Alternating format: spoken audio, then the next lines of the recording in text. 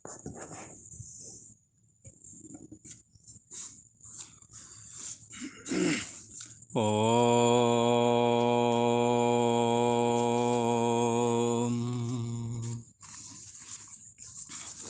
ओम गुरु ब्रह्मा गुरु विष्णु गुरुदेव महेश्वरा। गुरु साक्षात् परम ब्रह्म तस्मै श्री गुरुवे नमः। योगेश्वर श्री कृष्ण भगवान की जय। ऐं सरस्वत्यै नमः। ओम शांति शांति शांति सुशांतिर्भवतु। पूर्व का प्रसंग एक बार स्मरण करते हैं। भगवान श्री कृष्ण ने, ये तीसरा अध्याय है, इसे कर्म योग का अध्याय कहा जाता है। इसमें कर्म योग का विषय निरूपण किया गया है। भगवान श्री कृष्ण ने इस अध्याय में कर्म योग, ज्ञान योग और भगवत सिद्धांत, इस प्रकार से तीन मार्ग परमात्मा की प्राप्ति के लिए मानो कथन किए हुए हैं। ये कर्म योग के विषय में तो विस्तार पूर्वक चर्चा हो ही चुकी है, जिसके विषय में भगवान श्री कृष्ण ने कह दिया है कि यज्ञार्थात कर्मणो अन्यत्र लोको अयम कर्म बंधना तदर्थम कर्म कौन्तेय मुक्त संगा समाचार। अपने कर्तव्य पालन रूप यज्ञ के लिए किए जाने वाले कर्मों से तो ये मनुष्य बंधता है, पर तदर्थम कर्तव्य पालन के लिए यदि लग जाएं, इससे अतिरिक्त जो कर्म हैं, जैसे कामना से युक्त होकर के, मोह से ग्रसित होकर के, राग द्वेष से दूषित चित्त होकर के यदि हम कर्मों को जब करेंगे तो स्वाभाविक ही ये कर्म हमें बांध देंगे। किसी फलाकांक्षा को लेकर के करें, किसी सिद्धि आदि से बंध कर के कर्म करें, किसी को ऊंचा अथवा नीचा दिखाने के लिए कर्म करें, ये सारे कर्म बांधने वाले हैं। और मोह से ग्रसित होकर के, स्वार्थ से प्रेरित होकर के केवल अपने लिए ही खाएं पकाएं करें, ये कर्म भी कामना युक्त कर्म कहे गए हैं। इन कर्मों के द्वारा लोको अयम कर्म बंधना, ये मनुष्य समुदाय बंध जाता है। पर इसके अतिरिक्त अपने कर्मों को भी आसक्ति और फल की इच्छा से रहित होकर के करें और दूसरों के काम में भी यदि आ जाएं, तो ये कर्म कहा जाएगा यज्ञार्थात। ये कर्म बांधते नहीं हैं। ये कर्म आपके चित्त को निर्मल बना करके भगवान की भक्ति की ओर आपके मन को, आपके चित्त को ले जाते हैं और एक दिन भगवत भक्ति के रूप में इनका फल आपके हृदय में प्रकट हो जाता है। इसलिए कोई ऐसा ना सोचे कि निष्काम भाव से कर्म करने की बात कह रहे हैं तो इसका कोई फल नहीं मिलेगा। ऐसी बात नहीं है। आपके द्वारा किया गया ये निष्काम कर्म आपको बहुत उत्तम, बहुत श्रेष्ठ फल देने वाला है। और वो फल है ये सकल सुकृत फल राम सनेहु।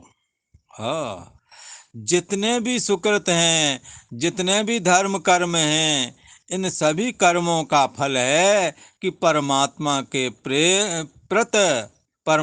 के प्रति प्रेम हो जाए।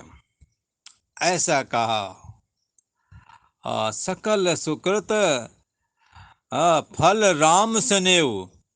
ये किसने कही बात है? तो तुलसी बाबा कह रहे हैं, संत पुराण वेद मत एहु सकल सुकृत फल राम सनेऊ। वेद पुराण और सभी का, श्रुति स्मृतियों का, सभी का यही विचार है कि जितने भी आप कर्म करते हैं उन कर्मों का फल है कि परमात्मा के चरणों में प्रेम हो जाए, परमात्मा के प्रति भक्ति जाग जाए और हमारा जीवन कृतार्थ हो जाए। तो यदि हम यज्ञार्थात दूसरों, अपने कर्म और दूसरों के कर्म आसक्ति और फल की इच्छा से रहित होकर के करेंगे तो ये यज्ञार्थार्थ कर्म कहलाएगा। तो इन कर्मों के द्वारा ये मनुष्य बंधता नहीं है, परंतु इन कर्मों से एक दुर्लभ वरदान प्राप्त होता है। वो वरदान ये परमात्मा के प्रति प्रेम होना। और बंधुओं, प्रेम होना ये बड़ी बात है। परमात्मा से बढ़कर के और कोई, परमात्मा के प्रति प्रेम हो जाए, इससे बढ़कर के और कोई वस्तु दुनिया में नहीं है। जिसके प्रति आपका प्रेम हो उसकी हर वस्तु पर लगता है कि कोई भी वस्तु ले लो, उसको कोई एतराज नहीं होता है। आज लौकिक दृष्टि से भी देखें, जो आपसे अत्यंत प्रेम करता है उससे आप कोई चीज मांग के देखो, वो तुरंत देगा और बगैर मांगे भी देगा। इसलिए ईश्वर तो ऐसा धनी है, ईश्वर सब जगत का ईश्वर है, सबको कर्म फल प्रदाता है और सबके हृदय देश में निवास करता है। सृष्टि की उत्पत्ति, स्थिति और प्रलय का ये करने हारा है। इस ईश्वर से यदि प्रेम हो जाए और आपके प्रेम को ईश्वर स्वीकार कर ले तो इससे बड़ा और कोई फल नहीं है। तो उससे क्या होगा? तो कहा है, तेकर फल पुण्य विषय विरागा। यदि ऐसा तुम कर सके तो सबसे पहले पहचान के लिए कहते हैं कि आपका विषयों से वैराग हो जाएगा। और वैराग होने के बाद में तेक सकल सुकृत फल राम सनेऊ। फिर आपके इन सत्कर्मों का फल जब प्रकट होवेगा तो ईश्वर के प्रति हृदय में प्रेम जन्मेगा। तो इस तरह से ये ईश्वर की भक्ति में जब तल्लीन हो जाएगा तो ज्ञान और वैराग्य से कहीं से लाने नहीं, हृदय में अपने आप प्रकट हो जाते हैं। इसलिए श्रीमद् भागवत में भक्ति के पुत्र ज्ञान और वैराग्य कहे गए हैं। तो इस प्रकार से कर्म का प्रतिपादन किया और दूसरा सिद्धांत प्रतिपादन किया था भगवान श्री कृष्ण ने कि ज्ञान योगी, ये सांख्य योगी जो है ज्ञान मार्ग को धारण करके मुझे प्राप्त होते हैं और कर्म योगी कर्म योग के द्वारा। तो ज्ञान योग वाले साधक की भी चर्चा पहले हो चुकी है, विस्तार से हो चुकी है, फिर भी मैं स्मरण दिलाता हूँ। हाँ, ये जो एक श्लोक है ये तीनों मार्गों का कथन करने वाला है, इसलिए एक बार सबकी स्मृति दिला देना उचित लगता है। ज्ञान मार्ग के लिए ज्ञान मार्ग त्याग का मार्ग कहा गया है। तो यहाँ कर्मों के त्याग की बात कही जाती है प्राय करके, पर कर्म स्वरूपता कोई त्याग कर नहीं सकता है। कर्म के लिए यहाँ तक भगवान श्री कृष्ण ने कह दिया, ना ही कश्चित क्षणमपि जातु तिष्ठत्य कर्म कृत।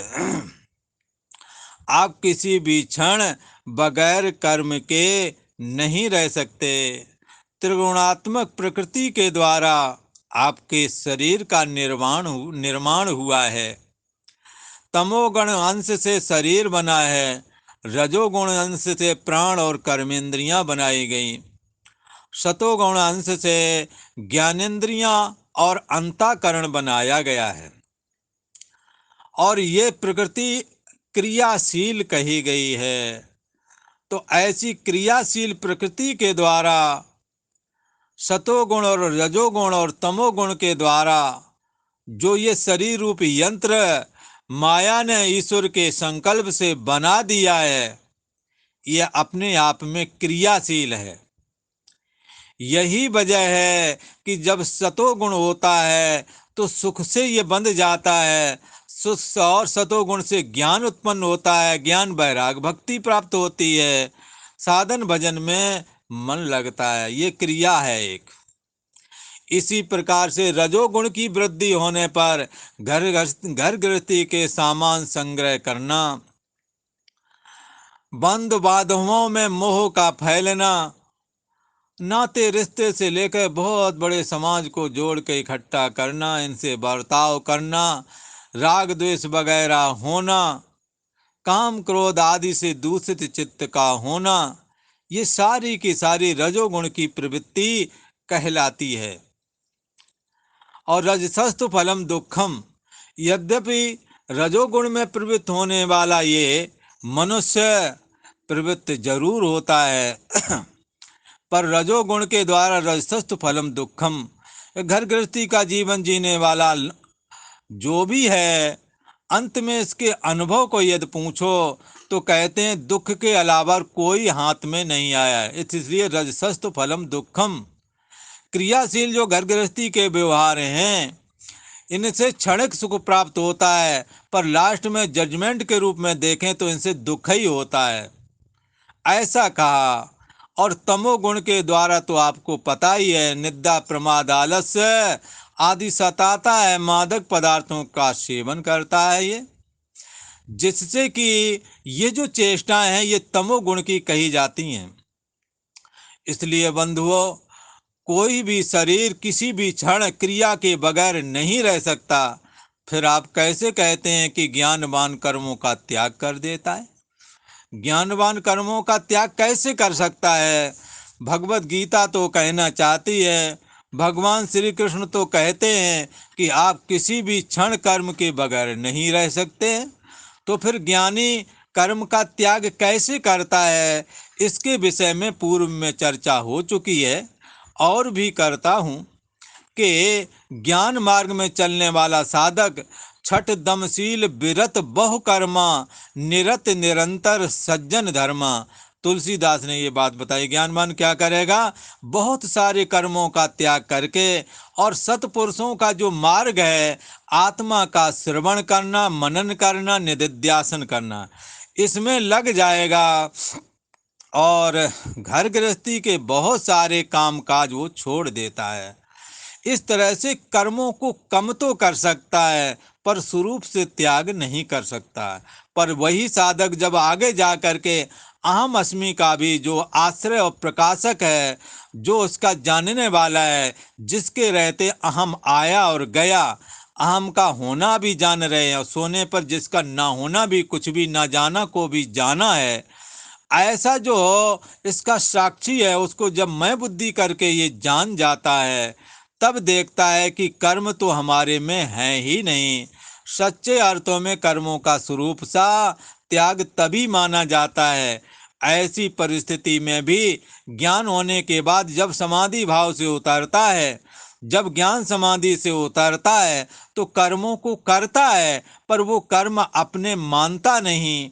इस अर्थ में कर्मों का स्वरूपता त्याग हो गया, ऐसा कहा गया।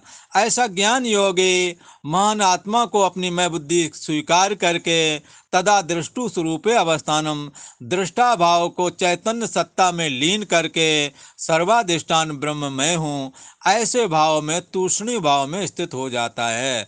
फिर आत्मसंस्थम मना कृत्वा न किंचिदपि चिंतित, फिर आत्मा में अपने परिच्छिन्न व्यक्तित्वपना को लीन करके एक सत्तात्मक अद्वैत चेतन तत्व में अपने को अहम अस्मि को लीन करके न किंचिदप चिंतित, फिर कुछ भी दूसरा चिंतन नहीं उठने देता। यह है आत्म साक्षात्कार।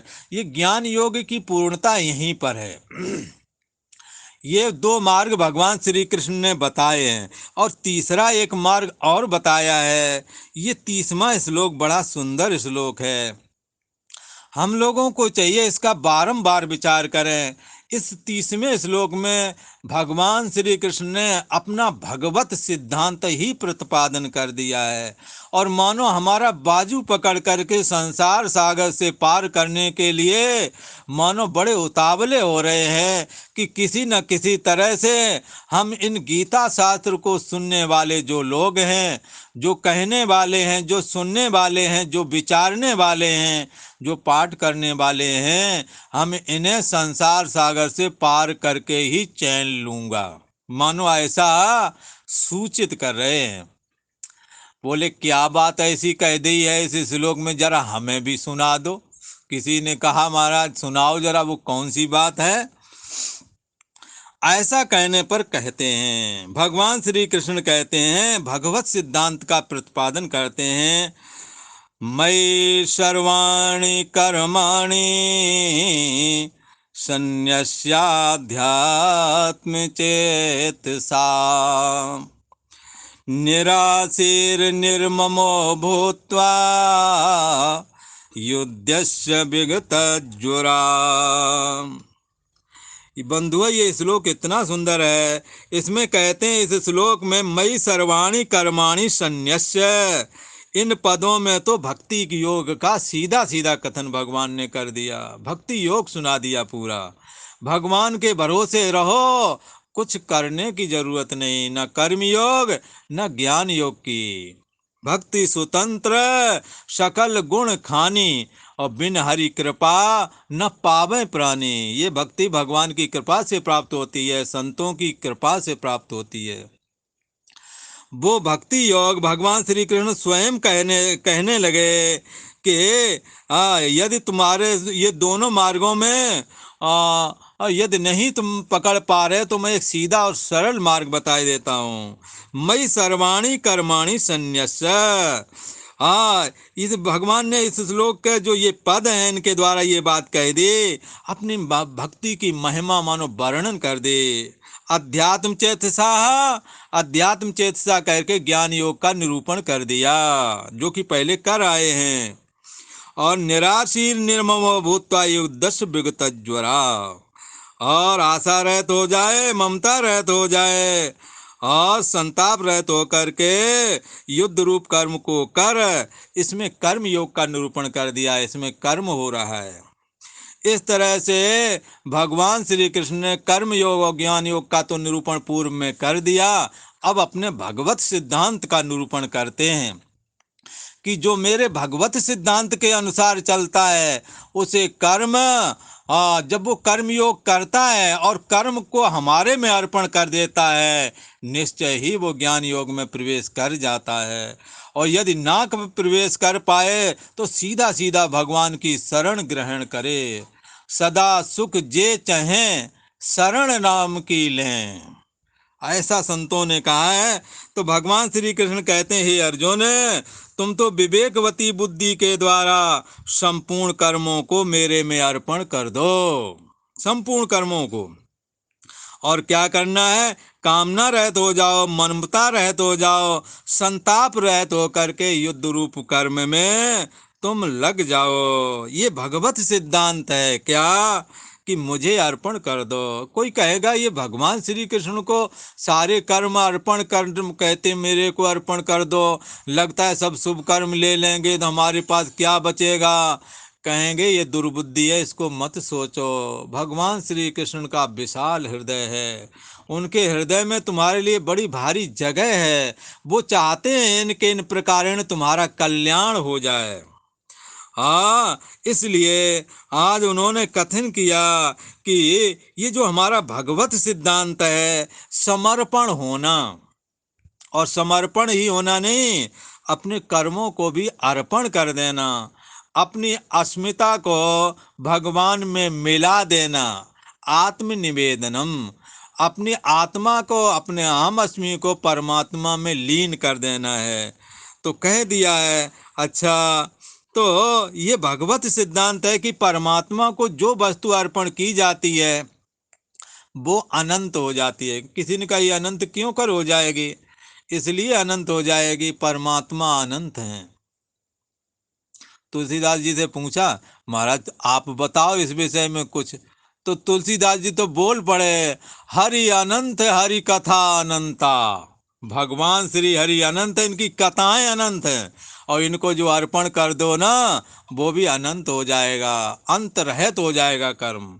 इसलिए धर्म कर्म अपने परमात्मा को अर्पण कर दो, अपने आप को परमात्मा को निवेदन कर दो, भगवान श्री कृष्ण को, और शांति से आराम से रहो। एक जगह और तुलसी बाबा ने कह दिया, क्या कहा है, सुखी मीन जहाँ नीर अगाधा, तिम हरि शरण न एक बाधा। एक भी बाधा नहीं रह जाती है। सारी बाधाएं दूर करने के लिए भगवान श्री कृष्ण ने कहा, तुम तो बुद्धि के द्वारा विचारो, सारे झंझट छोड़ो, और अपने संपूर्ण कर्मों को मेरे को अर्पण कर दो। आगे कहा है एक जगह, किसी ने कहा, महाराज हम आपको अर्पण कर दें तो हमें क्या मिलेगा, कोई ऐसा कहे।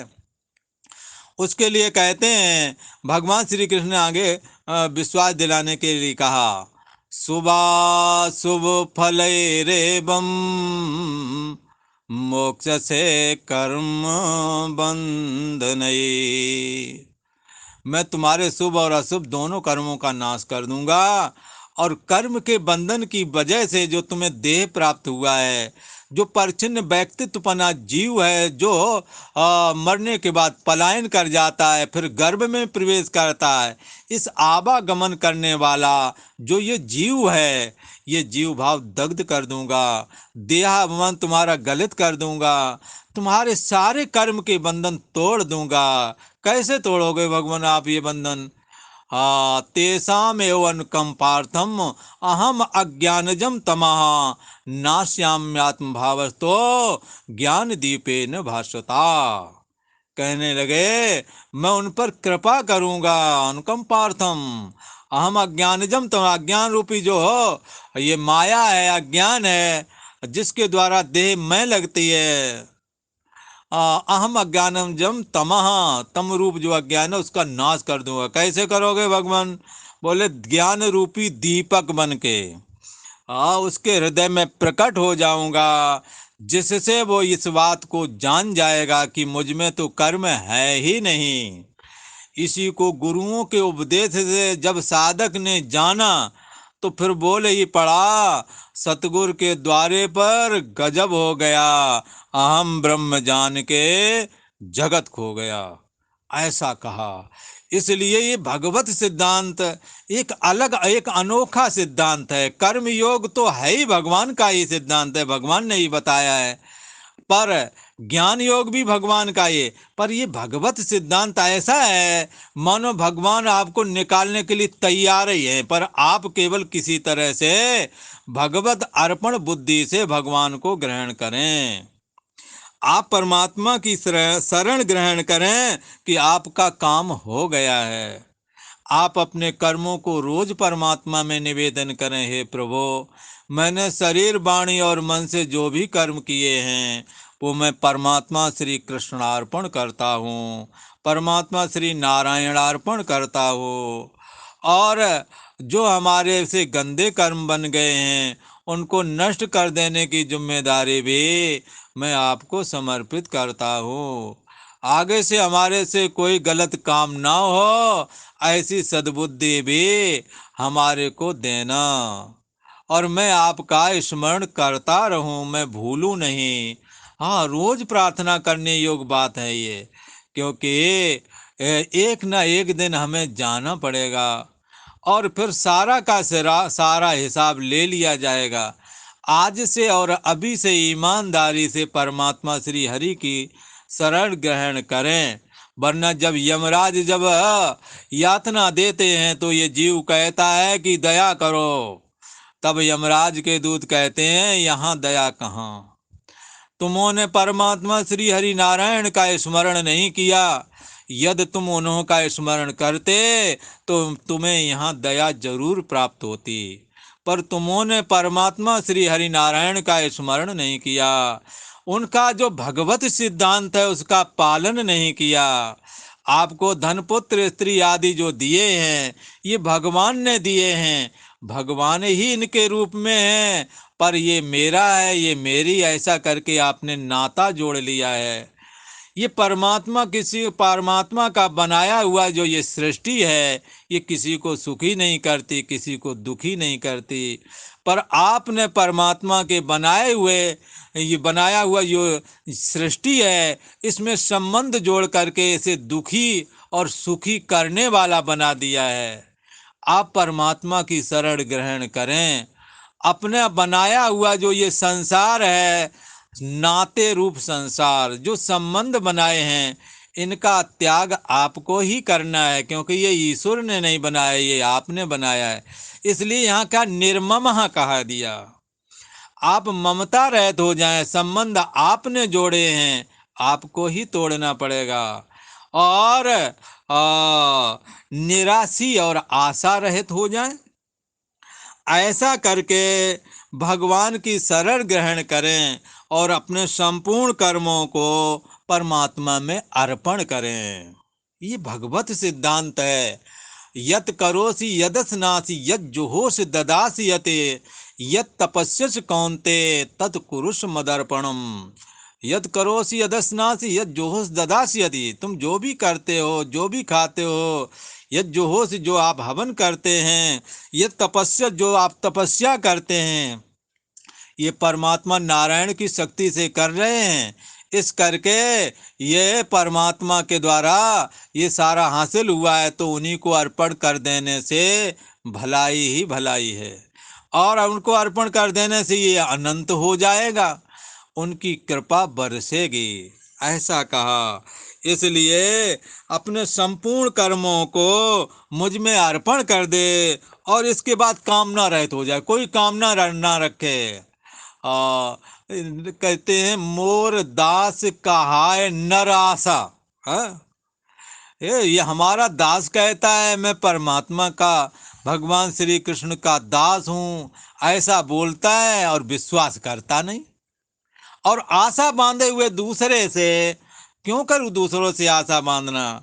संतों ने तो अपना स्वभाव बना लिया है, और जाते हैं तो कहते हैं अपने राम जी ने इतना दिया है, बस इतने में ही गुजारा करना है, बस। और इसी को मिल बांट करके खा लेना है।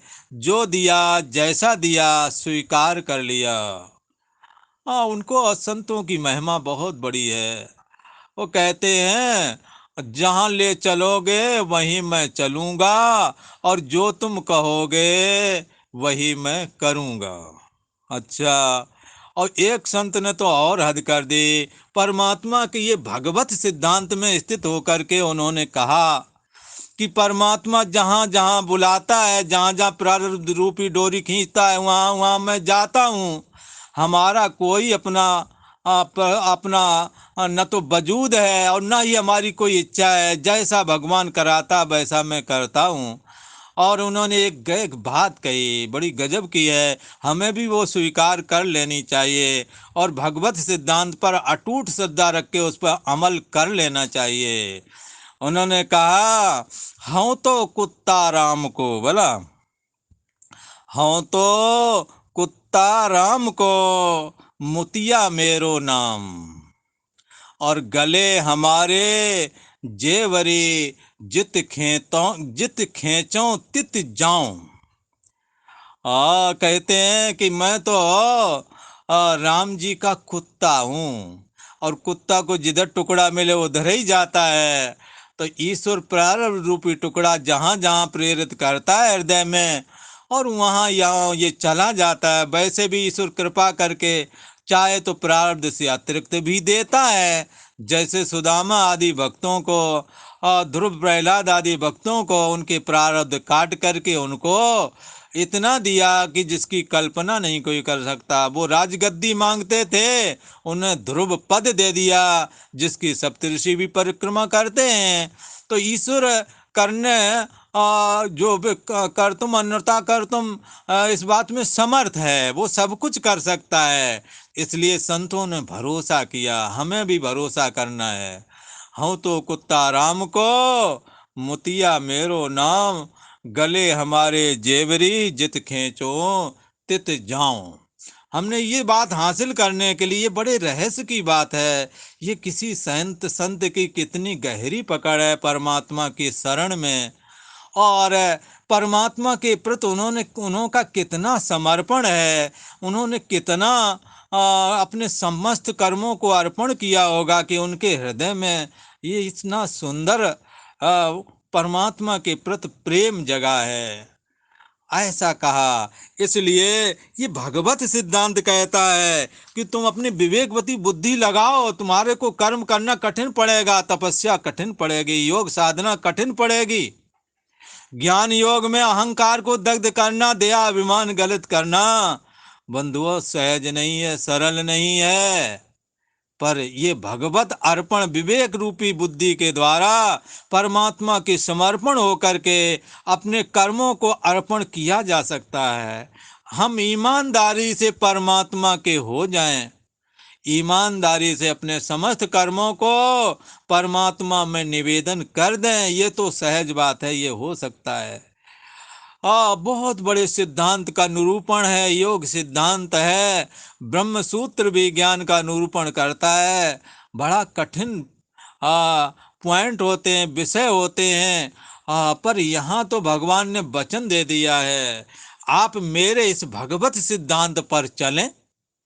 और इस भगवत सिद्धांत पर चलने के लिए भगवान श्री कृष्ण ने कोई शर्त नहीं लगाई है। देखो, योग साधना करना है तो हो यम नियम आसन प्राणायाम प्रत्याहार धारणा ध्यान समाधि, ये तुम्हें तैयार करना पड़ेगा भला। पर और जैसे कर्म योग है और ज्ञान योग है, इनमें बड़े आयास हैं, बड़े परिश्रम हैं। पर इसीलिए यहाँ भक्ति को कहा भगति स्वतंत्र सकल गुण खानी। ये परमात्मा के प्रति प्रेम होना ये एक स्वतंत्र साधन है। इसलिए परमात्मा को अपने कर्मों का निवेदन करें, अपने समस्त कर्मों को अर्पण करके अपने आप को भी अर्पित कर दें। तुलसीदास जी ने तो कह दिया, गाइए रामें सुमिरिय रामें संतत जपिय राम गुण ग्रामें। बराबर हमने परमात्मा का चिंतन करना है और अपने को परमात्मा में अर्पण होकर के चलना है। और पर अर्पण करने की विधि जो बताई वो बड़ी निराली है। कहती विवेक बुद्धि से सोच लो तुम क्या कर सकते हो, तुम्हारे हाथ में क्या है, आप क्या लाए थे और क्या लेके जाएंगे। विचारो जरा, और विचार करके अपनी बुद्धि के द्वारा ईश्वर का हाथ पकड़ लो, ईश्वर के चरण पकड़ लो, परमात्मा श्री कृष्ण की शरण ग्रहण कर लो। जो एक बार पकड़ते हैं तो फिर छोड़ते नहीं हैं। संपूर्ण कर्मों को मुझ में अर्पण कर दो, कोई कामना मत रखो। कामना 4 प्रकार की होती हैं, धर्म अर्थ काम और मोक्ष विषयक।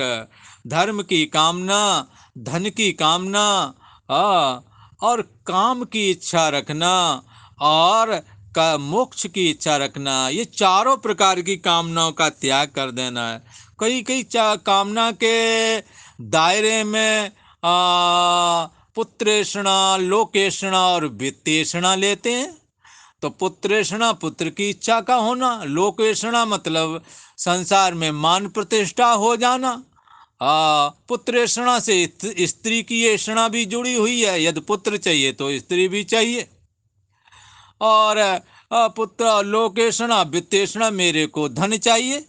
तो इस तरह से ये इन सारी इच्छाओं का त्याग कर देना चाहिए और त्याग करके संपूर्ण कर्मों को मुझ में अर्पण करके और कहीं पर भी ममता नहीं रखना और संताप रहित हो करके जो भी तुम्हें कर्तव्य प्राप्त हो रहे हैं उनको करते रहो, भगवान को स्मरण करते रहो।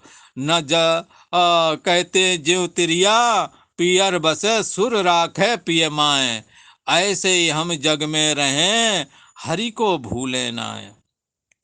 हम जगत के सारे कार्य तो हमें करने ही होवेंगे, इसलिए हम उनको भी करते रहें। जैसे कोई प्रेमी प्रेम का अपने प्रेमी अथवा प्रेमिका का चिंतन सारे कार्य करते हुए भी करता रहता है, ऐसे ही हम इस जगत में रहें और परमात्मा श्री कृष्ण से, परमात्मा श्री हरि नारायण से जुड़े रहें। अपने को विवेक विषयी बुद्धि के द्वारा अपने को परमात्मा में निवेदन करें, अपने समस्त कर्मों को परमात्मा में अर्पण कर दें और निश्चिंत होकर के अपने कर्तव्य कर्मों को करते रहें। और आज इतना ही कहते हैं। ओम शांति शांति शांति।